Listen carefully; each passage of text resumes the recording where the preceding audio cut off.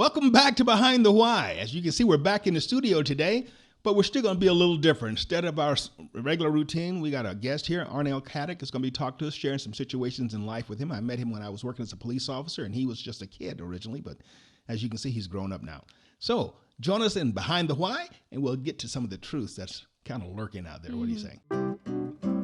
This is the Ray Ellis Podcast. Let's get behind the why. All right, before we start the show, I remind you to get down, hit that little like, hit the bell and the button. Make sure you can subscribe. What you laughing at? Just got a little bell, you hit the button, it goes bell ding. and the button. That's right, the bell and the button. Subscribe to the show so that true. as we Yep. drop these Ding, ding, conversations, ding. Yeah. you can drop in with us, all right? So we can keep this thing going. It's only as good as the conversation goes. If it's just us talking, there's nothing to it. So we want everybody to get involved. Drop a conversation at the bottom. Like us, subscribe, and Instagram. We got an Instagram page too. See, I'm gonna be some millennial things. I got to get them in my mind. All right. All right. You just like threw the remote down. We're back in the studio today. Oh my gosh, man. We got to be fancy now. You just threw the remote. So let me introduce our guest, Arnel Catic. Arnel and I met back, gosh, it had to be in 2000, 2003, right around there. Wow. I was working as a school resource officer at Meridian High School, and he was there bumping around, young lad that he was. And a few years later, I was working detectives, and I ran into him again at the YMCA. And tell us about that experience from your perspective.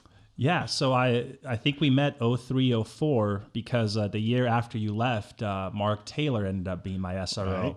And so when we met, I was a junior at Meridian High School, freshly implanted to Idaho from good old Bay Area, California. We moved here from San Jose in 2001.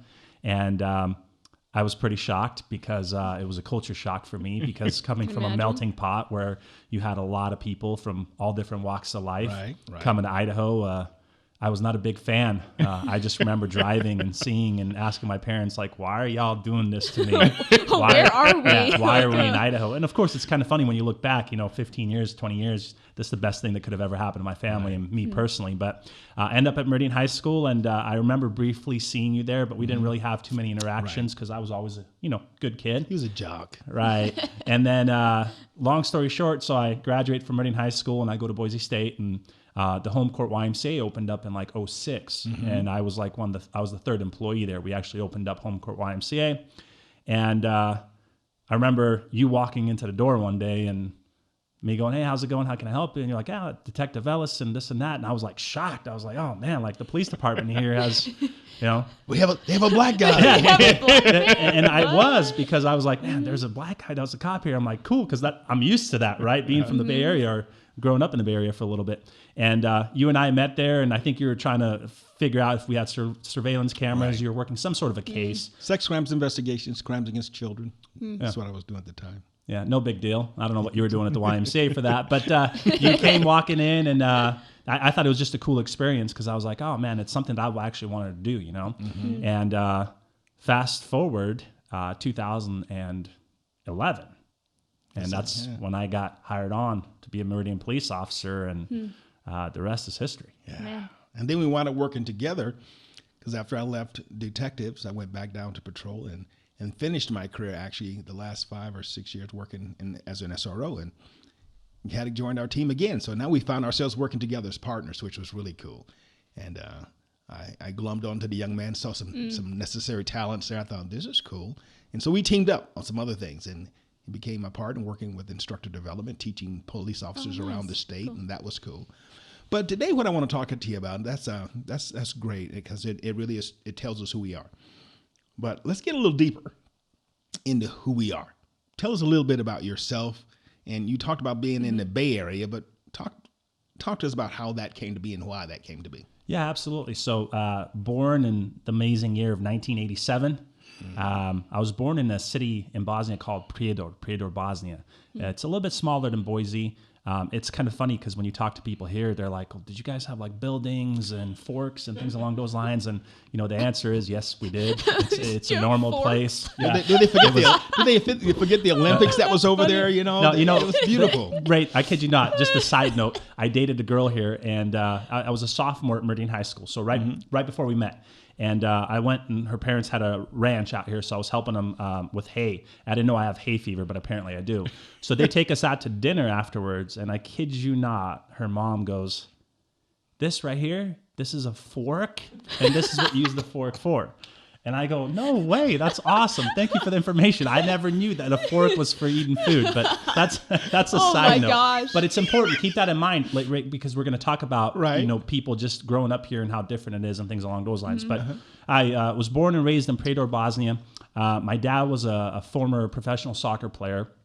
My mom had a master's degree in fruit and wine engineering. Man. Believe it or not. Wow. And really cool degree. Obviously can't use it here. So my dad did a little 2-year stint in the military because it was a mandatory requirement back then. Right. And then he worked at a factory, at like a ceramic factory. And life was great. We were getting ready to kind of build our home. My grandparents lived about 10, 12 miles out of town in a small village called Chela. And we had some property there. So we started buying all the materials and everything that we needed to build a house. And, April of 92 came around and my life forever changed. In a moment. Yep. That's when the Bosnian War started. And essentially, to make a very long story short, because we can talk hours and hours and hours. And we have. But to make a very long story short, essentially what happened is it all used to be Yugoslavia, one big happy country or so. And obviously, as you know, communism works really, really well, right? And so each country kind of declared its own independence. And long story short, what had happened is that Serbia, Croatia, Bosnia, Slovenia, everybody kind of became independent in a way. And essentially ethnic cleansing started taking place. You had neighbors that grew up, that went to kindergarten together, elementary school together, middle school together, played professional soccer together. The only difference was religion. Right? They spoke the same exact language. They all looked the same. The biggest difference was religion. Right. And me being Bosnian and being born in Prijedor, we grew up Bosnian Muslim. And which is kind of funny to say that because a lot of people go, "You're Muslim?" And, I'll be honest with you, I've been in a mosque once in my life and I've had plenty of my shares of bacon cheeseburgers and things along those lines. So no, I'm not a practicing Muslim, but that's where I'm from. That's how I grew up. Right. That's the religious background, right? And unfortunately, that's not how everybody viewed it. So ethnic cleansing started taking place. We had the Serbian military that was a very powerful source. They invaded, Sarajevo, different places. Just in my town, I think there was over 20, 30,000 fatalities. Now, when you say ethnic cleansing, because in today's world, we have a lot of conversations online due to this show, and I hear people using terms that are very technical terms, but they don't understand the technical meaning of those terms. And so they throw them out in casual conversation, not knowing that when they use them, it changes the flavor of what they just said. So an ethnic cleansing is another one of those words. So for our audience sake, tell us how you're using the word ethnic cleansing. So the way I'm using ethnic cleansing is you had like-minded individuals that grew up together, that lived the same exact lifestyle, that were on two different religious spectrums. When the war broke out, you had brothers taking different sides. You had best friends taking different sides. And to me, what ethnic cleansing meant was going after people for your own gain, whether it was religious, power, whatever it may be. In my experience, being a Bosnian Muslim, we were getting cleansed by Orthodox people, right? And the Serbian people were predominantly Orthodox, right? And so to me, ethnic cleansing, when I talk about it, what it means to me is that you had brother versus brother. You had best friend versus best friend. You had lifelong friends that did everything together at one point or another, all of a sudden having to take sides. Right. And that's what it means to me. And I know you were young at that time, but what did that look like to you? As when you looked at and you saw this taking place, what did you actually see? Ray, I saw things that no 5, 6-year-old should ever see with his own eyes, right? I remember the sounds of bullets flying by. I remember tanks. I remember military vehicles. I remember seeing neighbors that had being killed. I remember those little things like that. I remember living in a basement for 3 weeks and eating raw potatoes because, when the cleansing was taking place and everything was going on, if you were a Bosnian Muslim that still lived in my city, men and boys could not be seen in public because they were just scooping it up. Wow. And when I say is, that's the purest form of evil that I've ever seen and I've ever experienced, is when you take anything that was ever in place and you completely remove it, and you have one side that's just going on a tear, so to say. Just a couple of days ago was a National White Armband Day, where if you were a Bosnian Muslim, that's the band that you had to wear when you walked outside, so they can identify. Kind of like the Jewish That's what star. made me think of the same thing, right? Okay. Exactly. And so that's something that, my mom and stuff had to wear anytime she would go out to try to go get groceries or get water, or, things along those lines. But the men and the young boys were not really allowed to be seen outside because they would swoop them up in trucks. And one of the biggest concentration camps in all of Bosnia, Omarska, was actually really close to where we lived. And, I ended up losing a handful of family during the war and some uncles, and they were taken to some of those prison camps and never seen again. And it's not until, I want to say in the late 2000s, that when they started discovering mass graves where they're draining lakes, rivers, and you're talking about, I think it was over 100,000 people that lost their life, if not more, during that war. And they were finally starting to identify people by their dental records and things along those lines. But and then, I have some family and some uncles that till this day, we have no idea what truly happened. And if, obviously we know they're not alive anymore, but we don't have any closure, if that makes sense.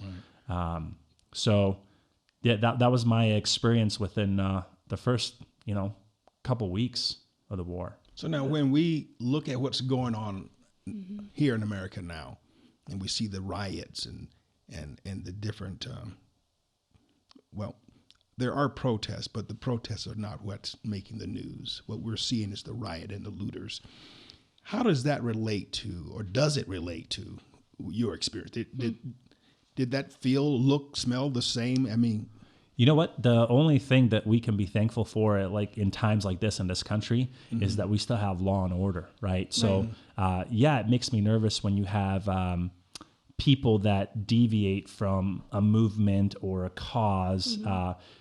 At the end of the day, looting or burning down businesses in your own community with people that own those businesses that live in your own community is not getting justice for anybody, any movement, or anything. right. But where we are blessed so far as a nation, and the police are taking a lot of heat, is that we still have law and order. Right. And you've heard me say before, and I've mentioned this, and I'm not afraid to say it, is that to me, based on my experience, I came from an area where evil took over and there was no law and order.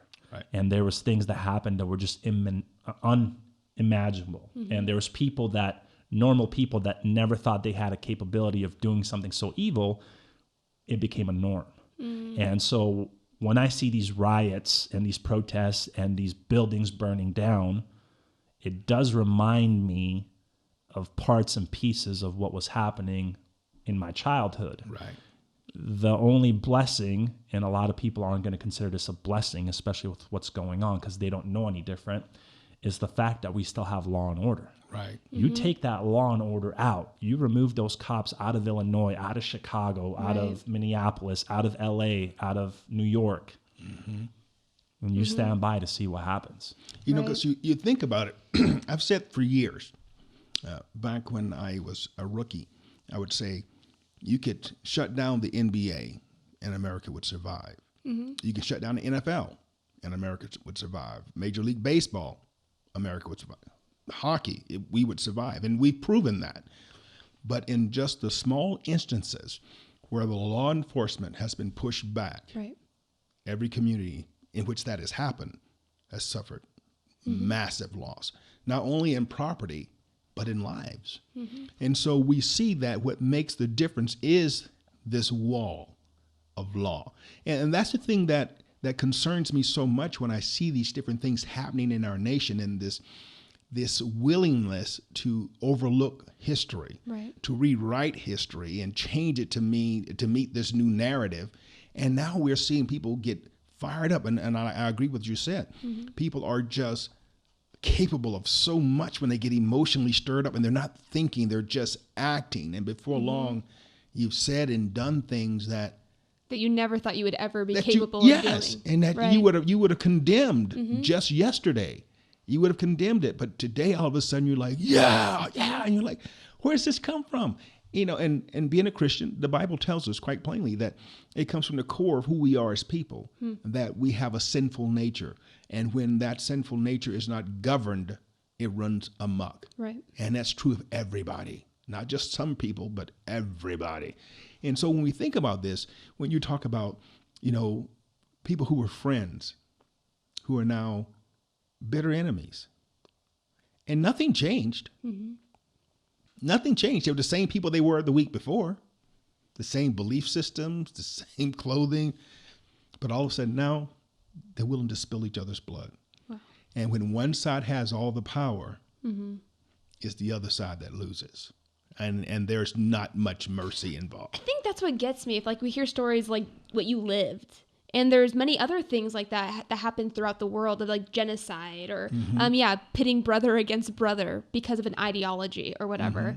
And for the first time in my lifetime here in the United States, seeing things like that starting to happen, where these different ideas are pitting people against each other to the point of you're hated by others, right? They're willing to put you on blast and hate you and smear Destroy you. And I see, Black Lives Matter now is being propped up. I'm like, do people know what their number one priority is? You go to their website and it says #defund police. And I see that, and now that is gaining mainstream attention. When in the past, people would talk about it, but it wasn't as And what's so really weird, you hear lawmakers, right, people in Congress saying and that. That's so concerning. And that's one of the reasons I think our conversation here is so timely, because in order for what happened in Bosnia to happen, there was people in the government that had to give a thumbs up to it. Right.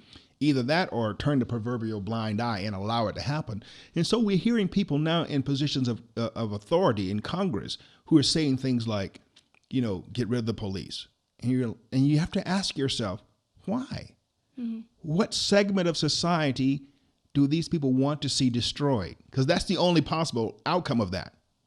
There's not going to be any grand utopia once you get rid of police. It's not like, oh, and everybody wakes up the next morning like, we all love each we other. can be brothers and sisters. It just doesn't. It's not going to happen. But what's going to happen is what you see in the movies, and I know I say that jokingly, but it's a fact. Mm-hmm. It's what happened back home. It's you turn into the land of survival of the fittest, right? Where I'm going to dig deep here for a second because I want to make it relatable. When you separate law and order and when evil prevails. Mm-hmm. And evil, I'm kind of generalizing, but essentially if you take police out, if you take structure out, if you take politicians out, and you have one movement, whether it's Black Lives Matter or you have the white supremacist movement, whatever movement it is that you back and that you support, depends on how strong they are, depends on how much damage they're going to do, correct? Right. So to put something into perspective for you, that ordinary humans that, a lot of people say, well, not everybody's evil. And I get some of those points, but put this into account. There are proven facts, and they've been executed on, and they have actually went after these people as war criminals. Mm-hmm. They would sit at the dinner table with their wife and their children, and they would have dinner. They would say prayers. They would go tuck the kids in. The men would go tuck their wives in, kiss them goodnight, say they love them. They'd go start their shift. Okay?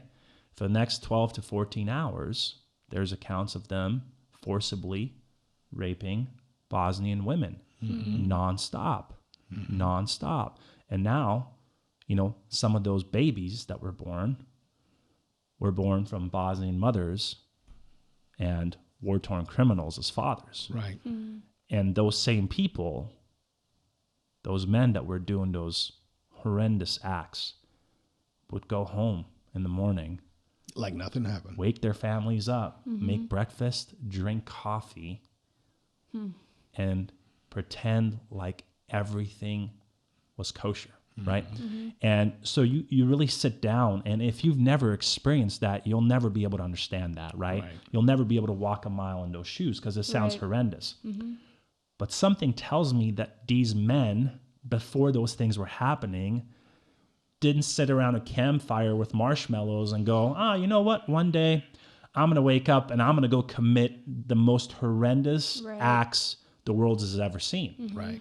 And I think, it's my opinion, that when you take away law and order and you take away government and you give power to whether it's a militia or a movement, whatever it may be, you start having ordinary humans that never had those thoughts, that now that becomes the norm.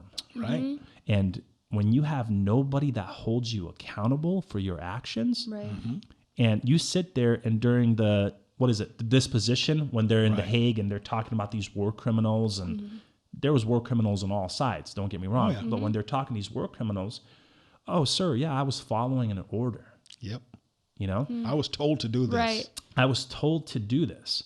And at what point do we take who we are as humans? We all have, regardless if you're white, black, it doesn't matter who you are.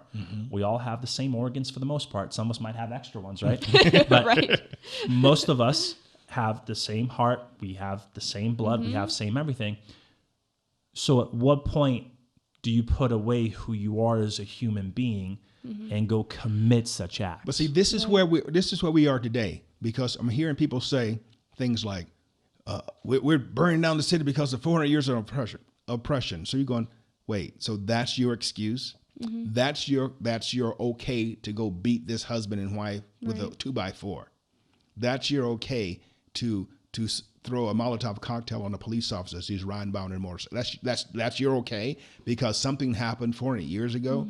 You're doing the same things that these people did in Nazi Germany. The same thing they did there in Bosnia is that I'm separating myself from the action, putting the responsibility on something else that allows me to do to someone else that I would cry foul if they did it to me. That if somebody came into my house, broke my windows and stole my big screen TV, that I would be going, no, you can't do that. But it's okay when we do it out there. You know, what it reminds me of, and I'll let you get the floor again here, is that I was working in Orange County Sheriff's Department. I was working in the jail. And I was taking this one inmate up for a hearing because he had stabbed another inmate. And I'm asking him, so what'd you stab this guy for? He said, he stole from me. I said, what did he steal? He goes, it doesn't really matter, but he stole my bag of chips. I said, oh, okay, so he stole your chips.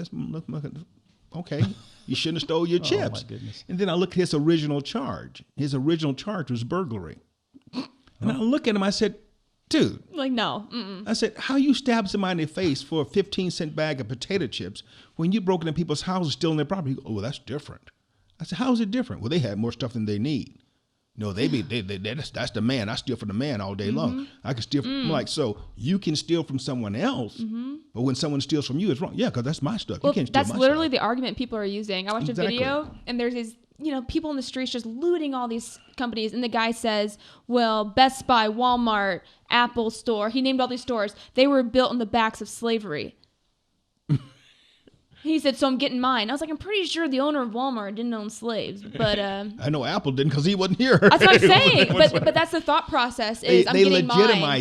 They legitimize, and you look at that and you go, nuts. If you're willing to give yourself permission to be evil, there will always be a cause that will justify it. Mm-hmm. We looked at this. There's this series. You can check this out. You can find it on YouTube if you can't find it anywhere else. On Eye on the Prize, and it chronicles the civil rights movement in America from 54, 55 up through the late 60s, early 70s. And you see what systemic racism really looked like.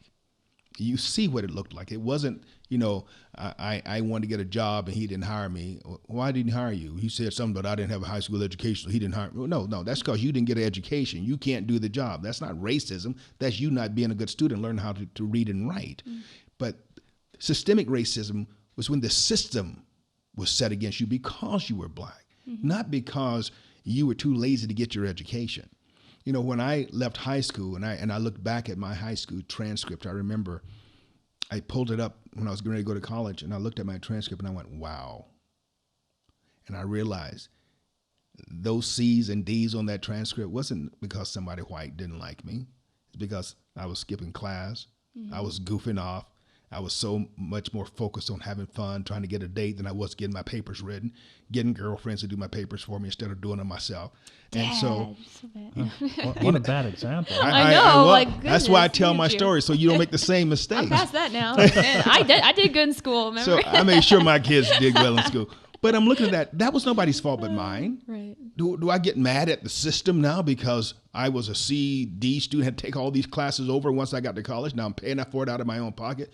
I get mad at somebody else now rather than being able to start and take my 100 level classes. I got to take these prep classes out of my own pocket because why? Because I goofed off in high school. Whose fault is that? That was on me. And so when we look at this and we're so quick to pass off the responsibility for our own behaviors, it opens the doors for those types of evil. So you going through this, and you tell me the story, and I don't want to rush you, but there's one part of the story I want you to tell, please, about the bus ride toward the border. Tell me that story. Yeah. Share So that story with the audience. what I'm going to do is I'm going to keep it generalized, just because there's some things you don't want to share too much detail on. You do you, bro. You do But you. long story short, so it took a very long time for things to settle down, just enough to where we're able to kind of see what we need to do to escape and get out safely, do whatever we have to do for my family. And one thing my father always preached and does till this day is family first, do whatever you have to do, take care of your family. So we were able to finally, with like a mass exodus of people, get on bus. And I'm talking about dozens and dozens and dozens of these buses, right?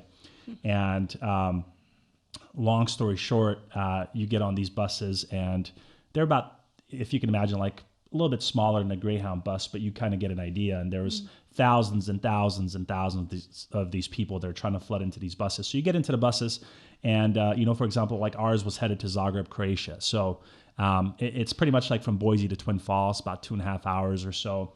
And what you don't expect on those rides is military checkpoints. And the military checkpoints aren't from your own people. Right. And so you can imagine dozens and hundreds of buses that all kind of started going through different areas, and each bus would come to a military checkpoint, and you'd have people, typically, the other military that would come on board and ask for money and things along those lines. I mean, the little money that you did have, what I remember and I'll never forget is they used to sew it into the seams of the pants. So when you emptied out all your pockets and did all the stuff, people would not lose even the couple of bucks that still they have had, something they had. So, with us, they would come on board. They would ask for passports, IDs, things along those lines. They were trying to identify who's who. And long story short, what started happening with a lot of these buses, including ours, is they would be pulling people out. And you can imagine the rest that happened during that. And so you can imagine hundreds of buses. So you can imagine how many hundreds, if not thousands of people never made it to their end of the destination because of these military checkpoints. And again, the guys would come on the bus and they would ask for ID. And if you didn't fit the mold of who they wanted you to be or where you lived or where you're from or what your name was, chances were that your life was cut short. And there was lots of people whose life was cut short. And so, as I said, a lot of the stuff that I saw as a 5 and 6 year old is stuff that nobody should ever get to witness with their own eyes. With that being said, I consider myself very lucky, blessed, thankful that I'm here because I know that God was truly looking out for my father, my mom, and I, especially on that bus and especially during the time of war. But I have friends that live here that have literally lost their entire family tree in the war. And I have friends who lost, I have a buddy here that lost his mom and his brother through a bomb that hit their house, right? I have friends here that are from Srebrenica. We call it Srebrenica, but Americans say Srebrenica. I couldn't say it either way. So long story short, the UN was supposed to be safeguarding that village, and we call UN united nothing because the Serbian forces made their way right in there past them. And don't quote me on this number, but during that fateful day, I want to say over 7,000 little boys and men that lived in that village lost their lives. In one day. In one day. And I have buddies that live here that lost fathers, brothers, uncles, grandpas, you name it. And there's videos on YouTube for if anybody wants to like really get technical and really see how gory it is. One thing your audience doesn't know, but I'm sparing a lot of details and a lot details gory you stuff. told me, yes. Right. So, yeah. Just because it's extremely gory. And if you truly want to educate yourself, all you have to do is type in the massacre of Srebrenica on YouTube. And there's actual videos of literally lines and lines and lines of young men and their fathers and grandpas all lined up and soldiers staying on top of them and just they were dropping them and they were taking bulldozers And scooping them. And throw them into the graveyard, into the grave sites, and then packing the grave sites. And so I like I said, as much as my family went through and we lost a couple of my uncles and things along those lines, we are still extremely blessed because there's people that I know here that are close friends of mine that have literally lost everything and everyone. And their family now is their beautiful wife and their kids, and it's almost like they're starting completely over. Right. Wow. So it's funny you say if anybody really wants to know, they could look it up. And I've given that challenge to so many people as we've been talking about this thing that's been going on now. And I hear people wanting to hold on to this or hold this person up or that situation up. And I'll simply tell them, go do the research, because I'm telling you. It's out there. And you don't want to hear what I say. You talk about, the number of black people attacked by police officers. Look up the real numbers, and you find it's not what the media is saying. But you tell people this, and they don't want to hear it, because sometimes the truth, it takes more effort to get to the truth than it would be to just follow the lie that's being told. And especially when you're talking about, you hit on something there that this, like what's going on now here in America, this is a battle of ideas. And you think back to the Civil War that happened here, in America, that too was a battle of ideas. You had a democratic South who wanted and believed in a slave industry. You had a new Republican president who was anti-slavery, who was trying to push out that as an idea. Those two ideas collided, and they have been fighting here in America ever since. They have. Malcolm X said it beautifully back in 1960. I want to say 64, 65. He says, "There's no such thing. There's been no such thing as a true Democrat or Republican in America for some years." He said, "There's only liberals and conservatives." He said, that's where the battle is being fought. He said, the poor black man has been running around and shouting about, I'm a Democrat, I'm a Democrat, I'm a Democrat. He goes, you don't realize that the liberal Democrat, the white liberal is the worst enemy for the black man in America. And he saw that back in the 60s and began to talk against that, preach against that idea. The last message, not the very last sermon, one of the big messages that Dr. King preached before he was assassinated was called The Two Americas. And he talked about that same principle. And it's just ironic to me that when these two iconic men hit on this same idea, they were both killed shortly thereafter. That there's a power to be that don't want this discussion to be had. That there are two Americas and they're fighting for dominance here. And these ideas, one definitely won't tolerate the other and is willing to kill to have it established. And we see that in this war that's going on now. I talk to, especially in our black community, I talk to young people, I say, go as far back as the Rodney King riots. And you'll see in every incident, these things blow up and who loses? The power base doesn't change. The power base never changes, but who loses? The black community is blown up. We got young blacks and whites and everybody who gets in that community, but mostly blacks in these riots are dead in the streets. And the communities of the poor, and Southern Cal was black and some Hispanic, but mostly black. The communities were destroyed. Businesses were destroyed. Schools were destroyed.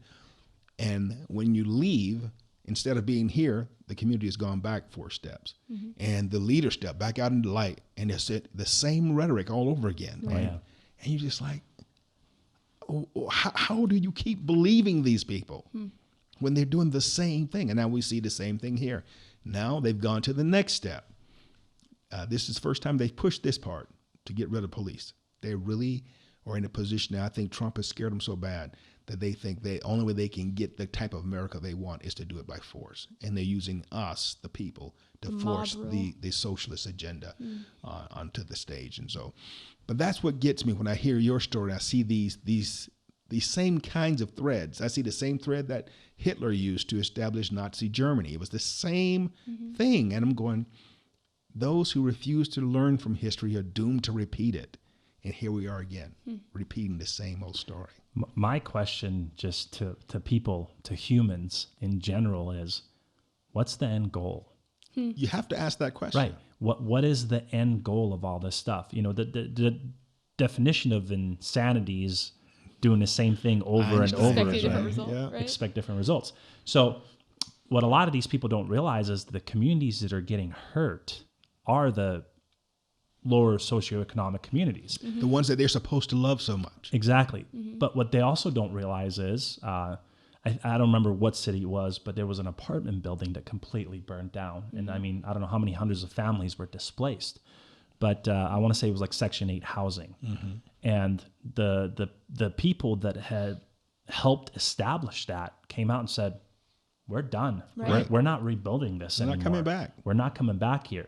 And so when you talk about a community, or particularly like, say, 400 families, 300 families, 100 families that live there, like that just set them back how many years? Because they lost their home. They probably lost their Everything jobs. they had. Everything. They lost everything they had. And so these people, they're saying, we're fighting for our rights. We're supporting this movement. Again, it doesn't matter what movement we're talking about, because there's, at any given point in America, there's a million different movements going on. All at the 100%. same That is Especially real. right now, we have Yeah. the Black Lives Matter movement that's strong because of stuff happening, and then we have the anti-police defunding. And Ray, when you're talking about the mayor of Los Angeles just came out and said, $100 million is what they're going to. $150 million, I think it was. $150 million.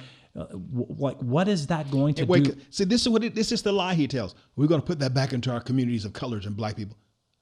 And everybody goes, yes, give us that money. They'll never see that money. Right. The money's going to go somewhere. But where's it going to go? Right. And if you do take law enforcement out and you cut jobs, and I want to say LA is like 12, 15,000 cops, whatever the department is, you cut their budget, you cut $150 million. They're going to lose some cops. Now all of a sudden you're going to have a robbery where your life is truly hanging by a thread, and their response time is going to be 25 minutes, right? 30 minutes, whatever it may be. So go ahead. And here's the ironic thing. This is the insanity of it. This is the insanity of it. In Minneapolis, right, they're talking about getting rid of their police department, and they're going to replace it with a private security.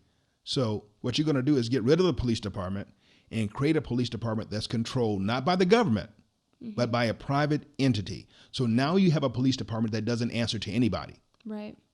It's a corporation. You see what I'm saying? And now you have a police department that doesn't answer to anyone. You have a CEO, a board of directors who's going to be telling these police what to do. They are not answerable to the public. Right. In the same way Walmart's not So answerable then what to the recourse do public. the people have? Nothing. You get mad, what are you going to do? Sue the board? Okay, good luck with that. Right. And who's funding it? Soros. There's a lot of theories behind that, right? Like Who else? Who's funding it? Right. Mr. Soros is a very busy man. Yes, he is. He's a very busy man. He's very busy flying people in all over the place. He's a very busy man. The thing that's hard for me to grasp is that we as Americans here, we don't know how blessed we are. We like, for the most part, depending on where you live in the U.S., when you go to bed tonight, you don't have to worry about a freaking bomb blasting through your window and blowing up your never house think and your about- family. yeah, I don't Unless think you're about one of the that. large Don't have to Democratic think about cities it. tonight, you might have to worry about it. But Right. other than that, no. Right. But on a daily, yeah, we usually don't have to worry about that. Right. So we are privileged in a sense that we don't have to worry about that. We don't have to worry about overnight tanks coming up and down our streets and losing family members and having, like, I always look at my dad like he was my age right now, like, and I was exactly my son's age, right? And I posted a picture on social media, and I can send it over to you. But I took a picture of myself when I saw that. a passport picture of myself when I was 6 or 7, and I compared it to a picture of my son now that's 6, and he looks a lot like me, obviously. But man, I had this. I'll never be able to describe my emotion that I had on my face, because it was emotionless. It was a 6, 7-year-old kid that literally just spent the last couple of years of his life just going through the worst time that anyone can go through. And the picture was emotionless. Like, I had no idea what my future looked like. I had literally no idea of anything. And I look at my boy and just see this like innocent kid that's 6. And I always think about my dad, man, and like how strong of a man he was, and what he was able to do for us to get us here. And those are things that I think till this day make me a better human and make me appreciate things a lot more. And for me, I don't take anything for granted. And I'll tell you a funny story, because I think your audience will get a good giggle out of this, but it puts stuff into perspective. So we escaped a war. We end up in Zagreb, Croatia. And then in mid-94, we end up in Neumünster, Germany. And we ended up in Germany because my uncle, years ago before the war, ended up there with his family. Right. So we had a place to stay. And we stayed with my uncle for a couple of weeks, and then we got this amazing place at a refugee complex.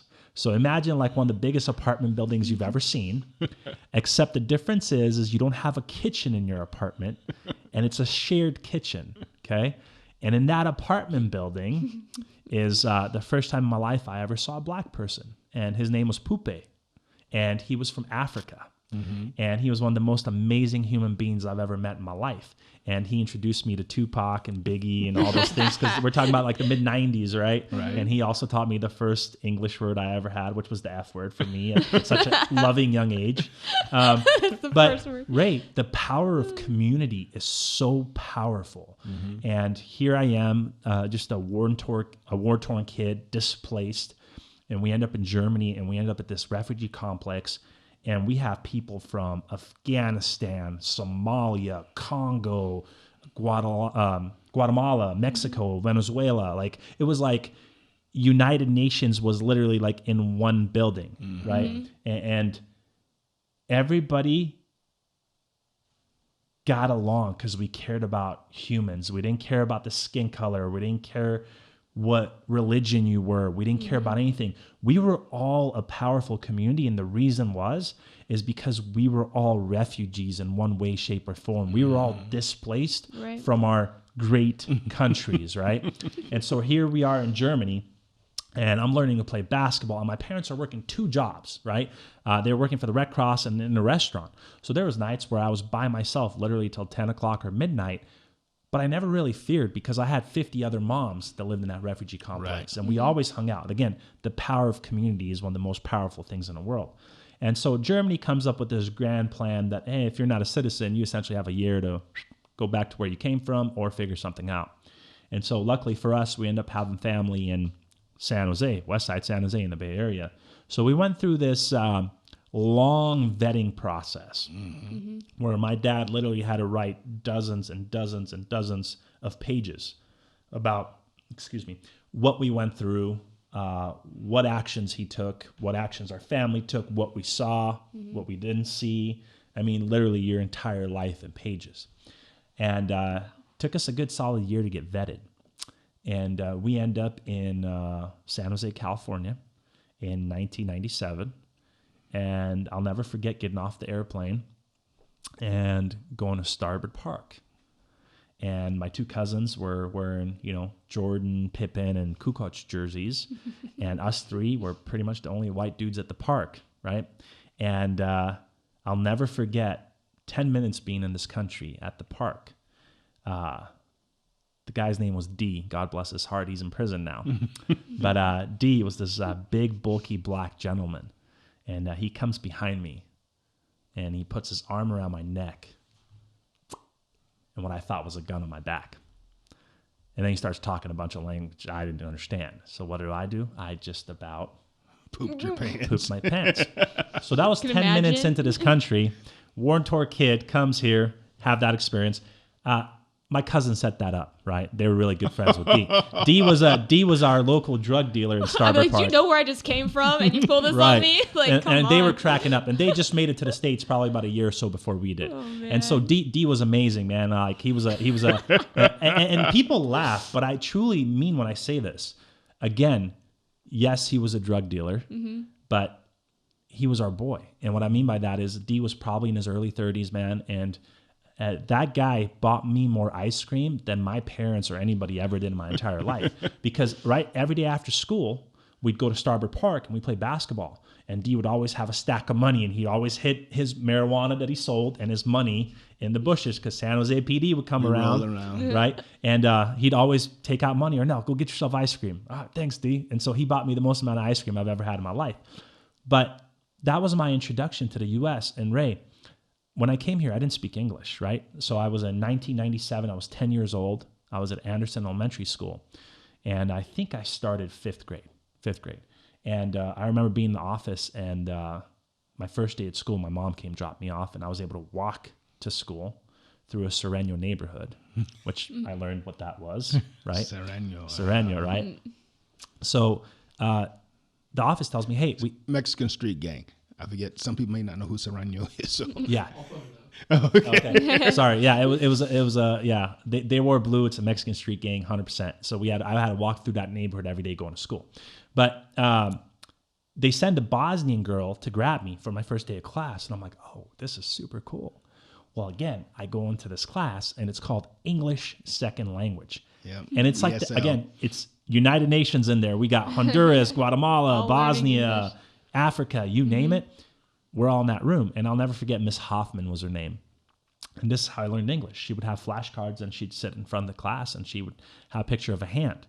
And she'd go, hand. And everybody in the class would go, hand. And we'd repeat it, right? And then she'd go, nose, eyes, ears, etc. So I moved on to middle school, and I was a really good basketball player. And the janitor at our school, his name was Matt. He was a former Serbian guy, right? But he'd been in the States for 20 plus years. And his English still sucked, right? But the great thing is he was our coach, so he can translate for me because I didn't speak the language that well. But all my American friends would ask me, how come you're not in our class? And I was so embarrassed that I wasn't a quote unquote regular kid because I was in ESL. I would lie. I'd be like, yeah, I'm in honors classes, man. Don't worry about it. And they'd be like, oh, okay, cool. Because I was just embarrassed to tell people like, hey, I'm in ESL because I haven't tested out yet. Like my English is obviously not good enough yet, right? So anyways, I test out of there, and then I joined the cool kids, right? And now I'm not in honors anymore. But man, you talk instant demotion. Right. you talk about people that take action, and people in this country, to kind of loop it into kind of everything we're talking about, is social media is a phenomenal thing, but it's also our worst enemy. Yeah. And the reason is with everything going on with this whole Minneapolis incident, regardless of what the autopsy comes back at, it doesn't matter. What millions of people saw was a cop that should have never been a cop with his knee on a human being. And nobody disagrees with that. Yep. Nobody with his knee with on a human being, right? With 500 million people watching live, right? Yes. And so you start asking yourself this question of, where did we as humans go wrong? And all these people, whether it's Black Lives Matter, whether it's the Trump supporters, whether it's Antifa, it doesn't matter who you are.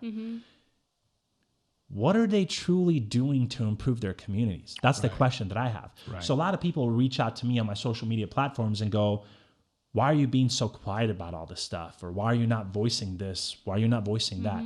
At the end of the day, the question that I have to people out there in the world is, what action are you taking to make your community better?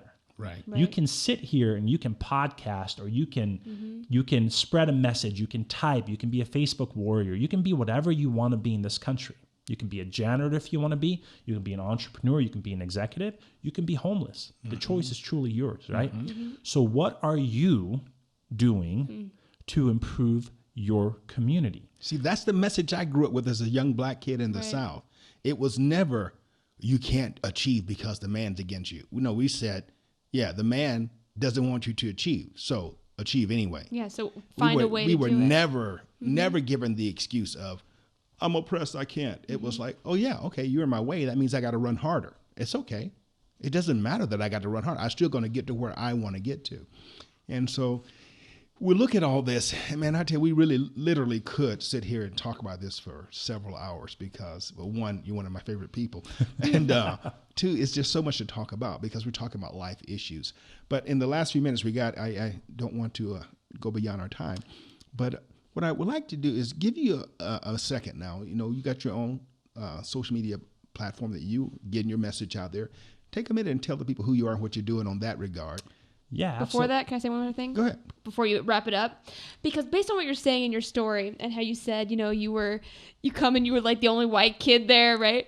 And it's so funny because like right now, like you said, social media is a blessing, bigger curse in a lot of ways than a blessing, I think. Absolutely. And but what I see going around is this, like a lot of white people apologizing and feeling really guilty and walking with this white guilt, right?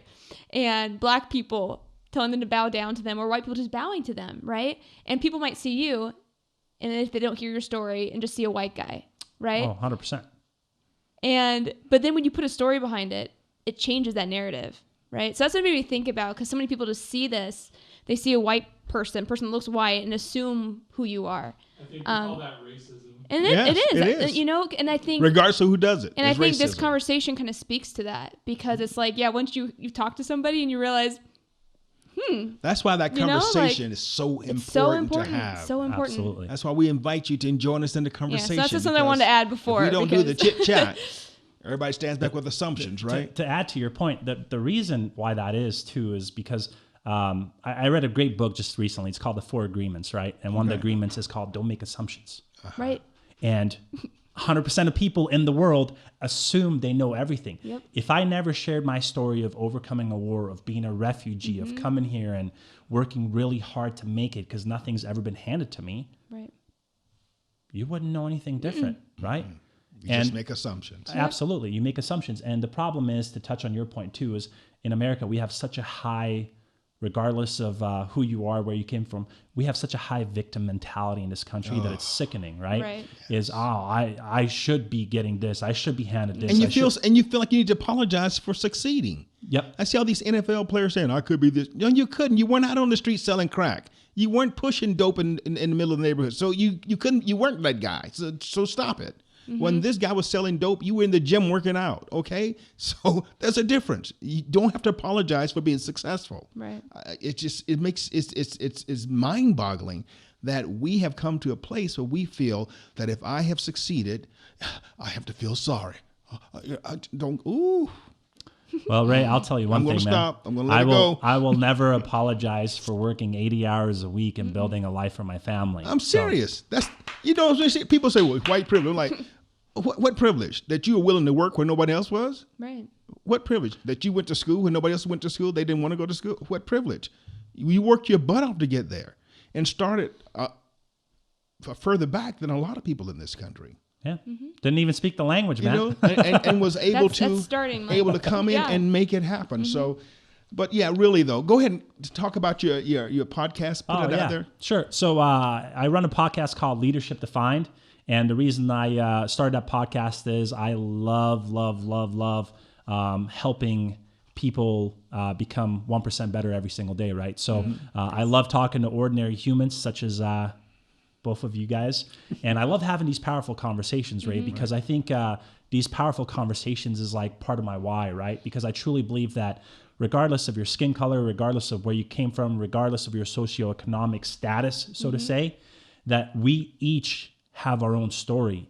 And the most powerful thing in this world is your story. And more people need to share their story. So I started my platform called Leadership Defined, where I talk to ordinary humans that are doing extraordinary things in life. And the goal is to literally make everybody just 1% better daily, as my buddy Jamie Kane says. 1% better. awesome. Just a little bit better, right? Absolutely.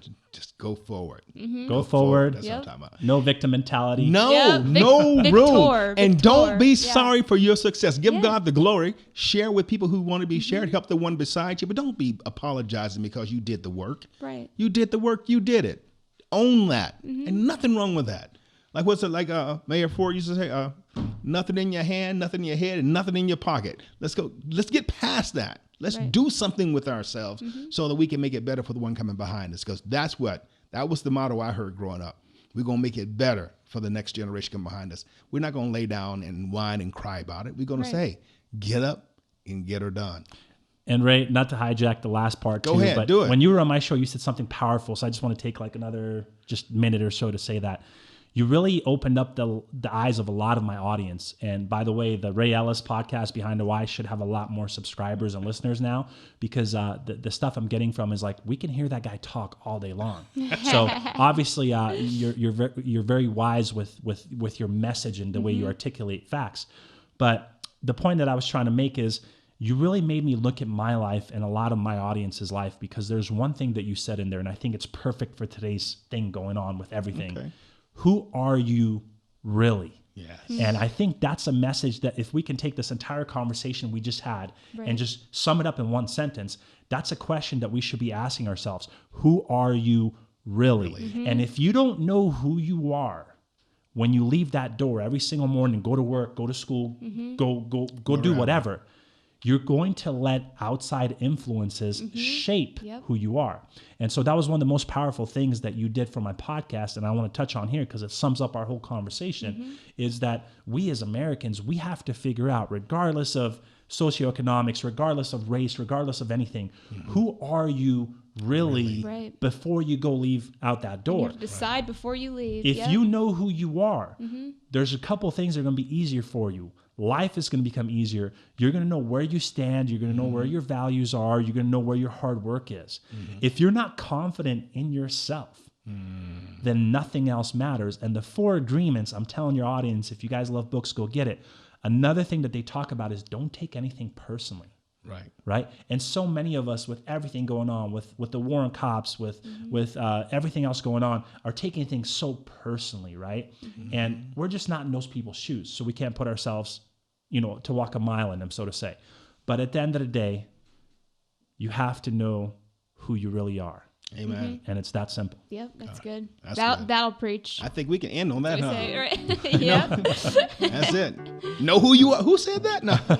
Ray Ellis. I tell you, I got it from my mama. Pretty good right there. I got it from my mama. Pretty good. If you don't know who you are, people will tell you. Yep. So you got to know. All right then. Hey, you know what we say at the end of every show, right? We say, peace, love you, get behind the why.